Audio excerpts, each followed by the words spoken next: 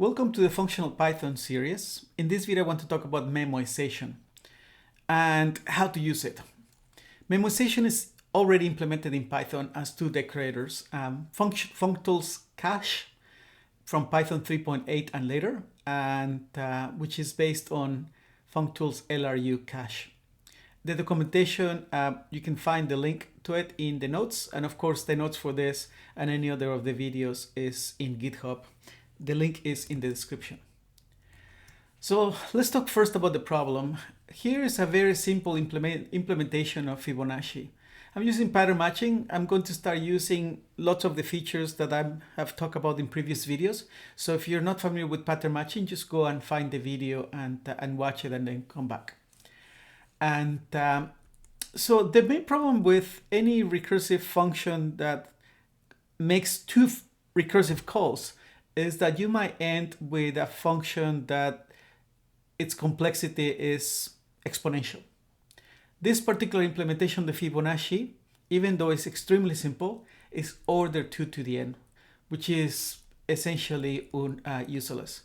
So for Fibonacci 40, it actually takes 13 seconds to evaluate in this computer, just for 40. Imagine if we try to compute the Fibonacci of 1000, the computer will essentially never finish, at least not in my lifetime. So how do we solve this problem? Very, very easily with memoization. All we need to do is cache previous results.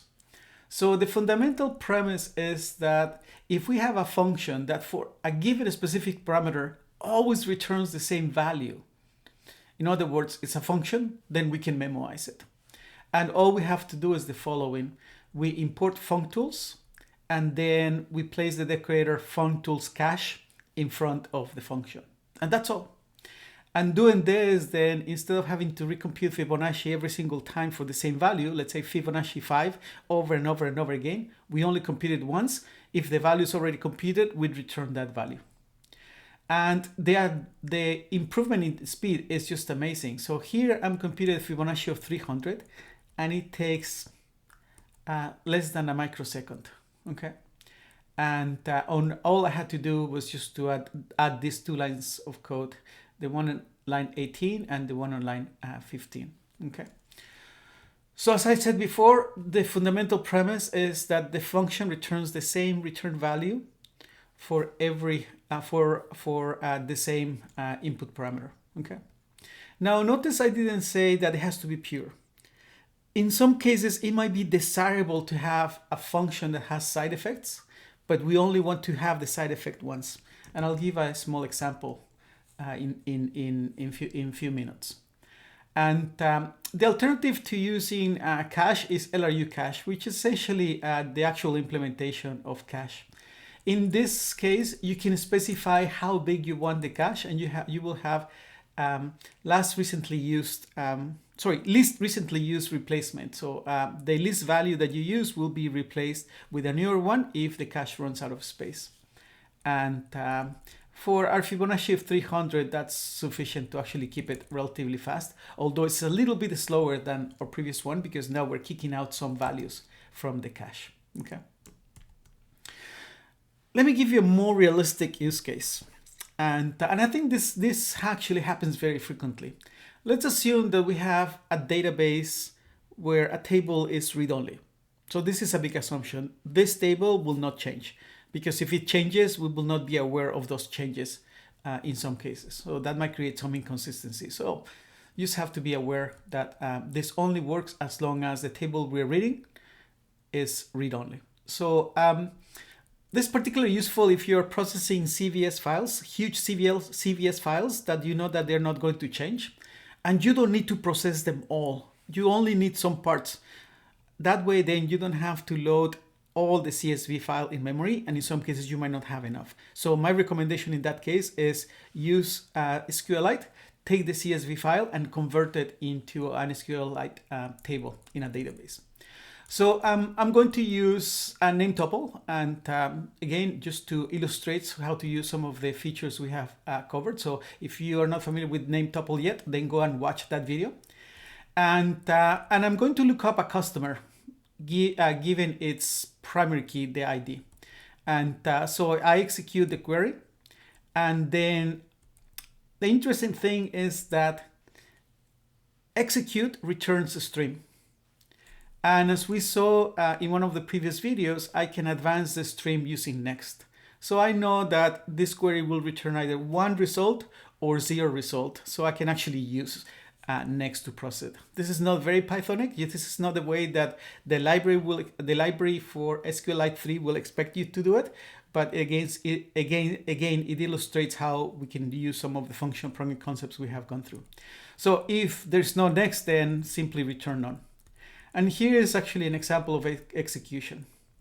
And so if we call lookup customer 1, of course, we're going to run the function twice.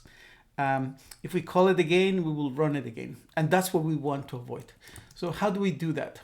All we have to do is add the LRU cache. Again, remember, this table doesn't change. So we're not going to look up the value again. If we found it, then that's good for the rest of the program.